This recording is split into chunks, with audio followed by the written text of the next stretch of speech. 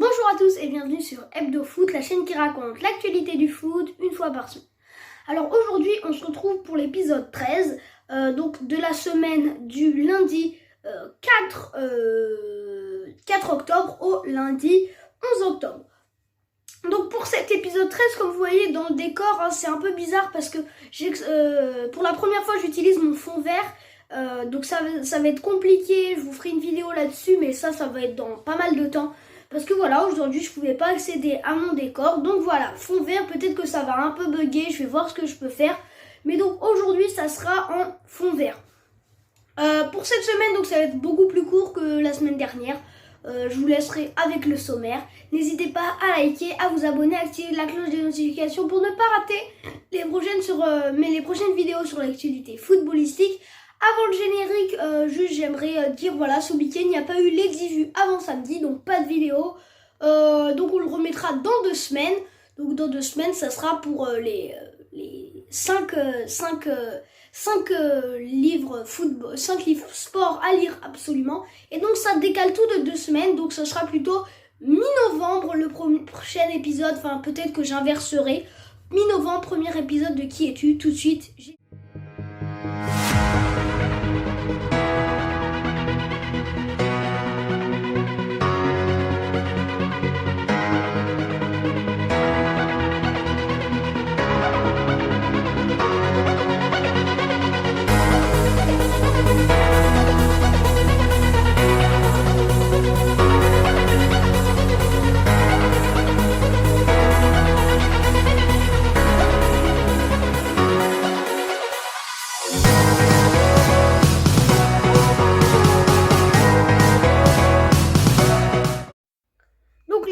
Au sommaire, aujourd'hui, on parlera.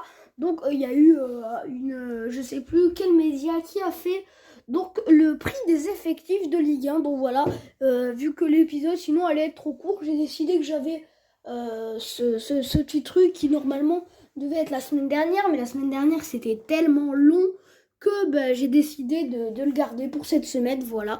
Donc ensuite, on parlera du dernier carré de la Ligue des Nations, des demi-finales, des briefings de France-Belgique et surtout d'Italie, de France-Espagne, la finale. Donc voilà, on peut passer tout de suite au prix des effectifs de Ligue 1. Donc voilà, alors quelle est la valeur des effectifs des 20 clubs de Ligue 1? Donc je l'ai retrouvé sur l'application OneFootball. Donc voilà, vous avez le tableau qui s'affiche. Donc tout d'abord, bien sûr, sans surprise, le Paris Saint-Germain avec 808 millions d'euros. L'effectif vaut 808 millions d'euros. À la deuxième place, pour moi, je suis assez surpris de voir l'AS Monaco avec déjà presque 3 fois moins, 335, bon, quand même pas, j'exagère, la moitié, 335 millions d'euros l'effectif. À la troisième place, Lille, encore une surprise pour moi, j'aurais dit l'Olympique Lyonnais, donc à 298 millions d'euros.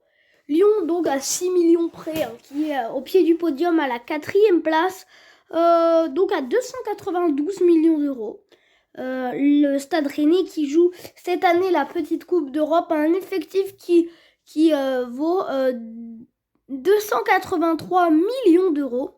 L'OGC Nice, aussi surprise, j'aurais imaginé les Niçois derrière les Marseillais, avec 246 millions d'euros l'effectif, grâce au rachat de Ineos, Nice qui peut avoir un très bon budget, de très bons joueurs. Marseille, 6e je crois, 7e Marseille, Nice 6e, avec 182 millions d'euros. Il y a quand même un gros écart là entre les Marseillais et les 6 clubs de devant. Lens aussi gros écart entre Lens et Marseille avec 114 millions d'euros. Voilà, je suis assez surpris de voir Lens à cette place. Parce que voilà, j'imaginais, enfin pas trop à cette place, mais qu'ils avaient moins de budget quand même. Stade de Reims à 109 millions d'euros, Saint-Etienne à 102. Le Stade brestois à 1 million près de Saint-Etienne avec 101 millions d'euros qui est à la donc 1, 2, 3, 4, 5, 6, 7, 8, 9, 10e place. Metz à la 11e place avec 88 millions d'euros. Montpellier et Nantes sont à la 12 et 13e place avec 6 millions d'écart. Montpellier à 79 millions et Nantes à 73. 4 millions d'écart plus bas, les Girondins de Bordeaux, donc 14e place, et 2 millions encore plus bas, Lorient, 76 millions. 64 millions Strasbourg avec 3 millions encore de moins et encore 8 millions d'euros plus bas. On a Angers. Donc voilà, depuis les Metz, à partir de Metz jusqu'à la fin, tout est très collé, hein, avec même pas 10 millions d'écart à chaque fois. Donc Angers, 57 millions. Clermont, 40 millions. Et l'Estac 2-3, 39 millions d'euros. On peut tout de suite passer au débrief de la Ligue des Nations. Parlons d'abord des demi-finales. Donc il y avait, comme je vous le rappelle, la Ligue des Nations, c'est en 2 ans. D'abord les poules, ensuite le carré final. Donc les demi-finales, il y avait l'Italie contre l'Espagne et la France contre la Belgique. Commençons par Italie-Espagne. Donc l'Italie l'Espagne qui a marqué d'abord à la 17e minute grâce à Fernando Torres. Torres à la 17e minute. À la 42e, Bonucci qui prend un carton rouge, malheureusement juste avant la mi-temps, 42e. L'Italie a un de moins, donc à 10 contre 11. Et donc à 10 contre 11, l'Espagne qui arrive à mettre le but du break dans le temps additionnel de la première mi-temps, 45 plus 2. L'Italie qui n'a pas lâché, qui a mis le but de l'espoir grâce à Pellegrini à la 83e minute, qui a semé le doute du côté espagnol, mais les Espagnols ont bien tenu pour décrocher leur première finale depuis 10 ans. Ensuite, la France et la Belgique, 3-2, le match le plus phénoménal. On en reparlera. Donc là, on va juste dire les résultats. On reparlera de 2 choses après. Donc la causerie de mi-temps des joueurs de France-Belgique, parce que les Français perdaient 2-0. Et ensuite, on réexpliquera le match en détail de France-Espagne. Donc 3-2 pour la France, avec 2-0 pour la Belgique en première mi-temps, avec un premier but de Carrasco à la 37e minute et Lukaku 3 minutes plus tard avec un boulet de canon. Donc 2-0 pour la Belgique à la mi-temps. Deuxième mi-temps magnifique de nos Français, Benzema à la 62e minute qui réduit d'un magnifique but en se retournant, 62e minute. Mbappé, 69e minute, qui met un missile dans la lucarne, alors que lui qui l'avait raté un penalty en 8e de finale de l'Euro, arrive à mettre son premier penalty post-Euro. Théo Hernandez qui marque le dernier but, alors que quelques minutes avant, les Belges venaient de mettre un but pour position de hors-jeu. Et Théo Hernandez qui met une frappe magnifique pour son premier but en bleu en 3 matchs, il me semble, à la 90e minute de jeu. Donc la France et l'Espagne qui se sont retrouvés en finale, en petite finale. Il y avait l'Italie et la Belgique. L'Italie qui a remporté cette finale, les champions d'Europe, avec un but de Barella à la 46e minute de jeu. Berardi à la 65e minute de jeu sur penalty. Et encore, comme c'était en demi-finale, c'était l'Italie qui avait mis le but de l'espoir. Cette fois-ci, c'est aux Belges à la 86e minute. Donc, j'arrive pas à prononcer le nom de toute façon qui s'affiche juste devant votre écran. France-Espagne, 2-1. Encore un match magnifique de nos Français. Avec donc tout s'est passé en deuxième mi-temps dans ce match. Une première mi-temps très ennuyeuse. Et donc, premier but pour l'Espagne. Donc, j'ai pas les temps exacts. Moi, de toute façon, ils sont écrits, voilà, parce que j'ai préparé mon script hier et je tourne le lundi, donc j'ai pas les noms exacts. Donc, le temps, donc je crois que c'était à la 67e minute, il me semble, l'Espagne qui a marqué un but par Oyarzabal, il me semble. Je suis pas du tout sûre de ce que je dis. Ensuite, il y a eu 3 minutes plus tard, égalisation de Karim Benzema qui met un magnifique but.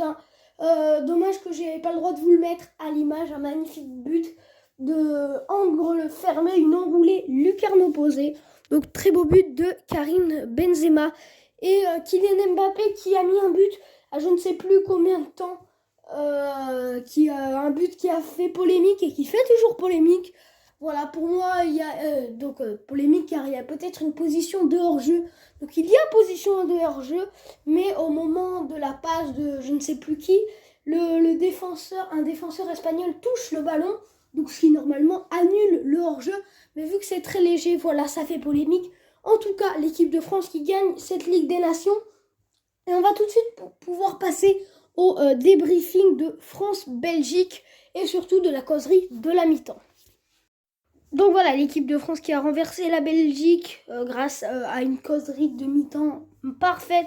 Donc il y a un texte devant vous que je ne vais pas vraiment lire. C'est un article que j'ai screené où le plus où ils en parlent, mais après ils en parlent dans d'autres pages. Donc en gros, Didier Deschamps à la fin du match qui a dit que à la mi-temps, personne à part lui vraiment y croyait. Et c'est lui, Loris et Paul Pogba qui ont su remobiliser les troupes.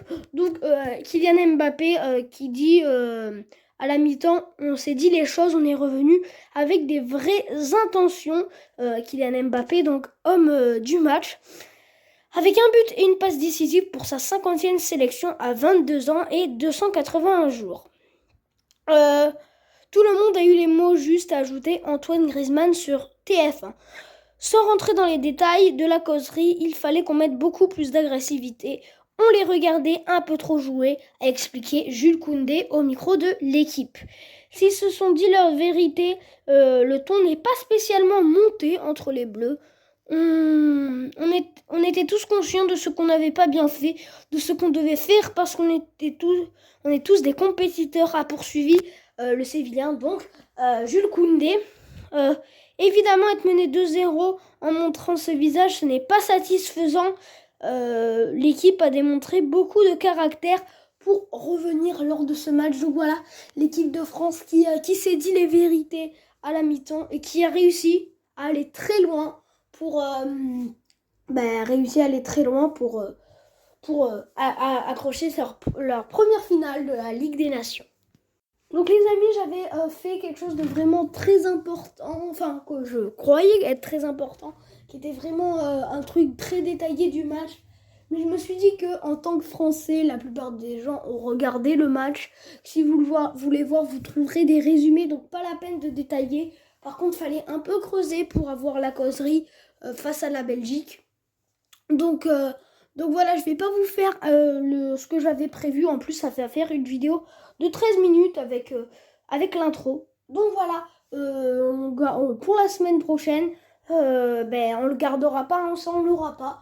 Et donc la semaine prochaine, Hebdo Foot, épisode 14, on se retrouve tout de suite pour l'outro. Donc voilà les amis, c'est la fin de cette vidéo, j'espère qu'elle vous aura plu, cet épisode 13. Voilà, moi encore une fois j'ai pris du plaisir à vous la faire et donc on va... donc comme vous voyez en ce moment je mets un générique de fin que je vais encore essayer de l'améliorer. Mais voilà, donc on se retrouve mardi prochain pour de nouvelles news. N'hésitez pas à liker, à vous abonner, à activer la cloche, vous savez ce qu'il faut faire. Et ben donc voilà, n'hésitez pas à liker, à vous abonner. Et sur Hebdo Foot, on se retrouve mardi prochain pour de nouvelles news. À bientôt!